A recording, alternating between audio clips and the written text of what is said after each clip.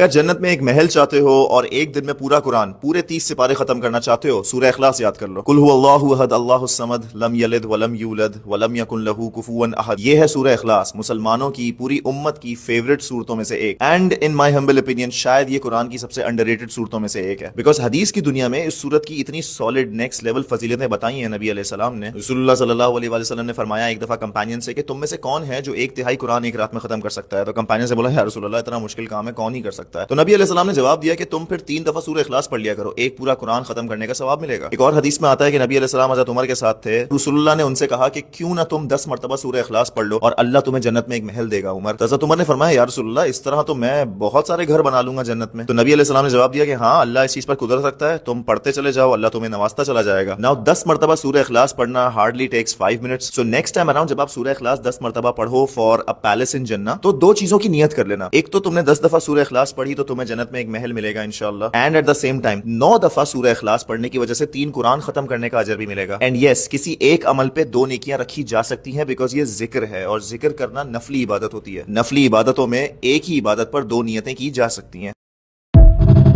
کیا جنت میں ایک محل چاہتے ہو اور ایک دن میں پورا قرآن پورے 30 سپارے ختم کرنا چاہتے ہو؟ سورہ اخلاص یاد کر لو۔ قل هو اللہ احد اللہ الصمد لم یلد ولم یولد ولم یکن لہ کفوا احد۔ یہ ہے سورہ اخلاص، مسلمانوں کی پوری امت کی فیورٹ صورتوں میں سے ایک، and in my humble opinion شاید یہ قرآن کی سب سے انڈر ریٹڈ صورتوں میں سے ایک ہے، بیکاز حدیث کی دنیا میں اس صورت کی اتنی سالڈ نیکسٹ لیول فضیلتیں بتائی ہیں نبی علیہ السلام نے۔ رسول اللہ صلی اللہ علیہ وسلم نے فرمایا ایک دفعہ کمپینین سے کہ تم میں سے کون ہے جو ایک تہائی قرآن ایک رات میں ختم کر سکتا ہے؟ تو کمپینین سے بولا یا رسول اللہ اتنا مشکل کام ہے، کون ہی کر سکتا ہے؟ تو نبی علیہ السلام نے جواب دیا کہ تم پھر 3 دفعہ سورہ اخلاص پڑھ لیا کرو، ایک پورا قرآن ختم کرنے کا ثواب ملے گا۔ ایک اور حدیث میں آتا ہے کہ نبی علیہ السلام حضرت عمر کے ساتھ تھے، رسول اللہ نے ان سے کہا کہ کیوں نہ تم 10 مرتبہ سورہ اخلاص پڑھ لو اور اللہ تمہیں جنت میں ایک محل دے گا عمر۔ تو حضرت عمر نے فرمایا یا رسول اللہ اس طرح تو میں بہت سارے گھر بنا لوں گا جنت میں۔ تو نبی علیہ السلام نے جواب دیا کہ ہاں اللہ اس چیز پر قدرت رکھتا ہے، تم پڑھتے چلے جاؤ، اللہ تمہیں نوازتا چلا جائے گا۔ ناؤ 10 مرتبہ سورہ اخلاص پڑھنا hardly takes 5 minutes, so next time around جب آپ سورہ اخلاص 10 مرتبہ پڑھو فار ا پیلس ان جنہ، تو 2 چیزوں کی نیت کر لینا، ایک تو تم نے 10 دفعہ سورہ اخلاص پڑھی تو تمہیں جنت میں ایک محل ملے گا انشاءاللہ، and at the same time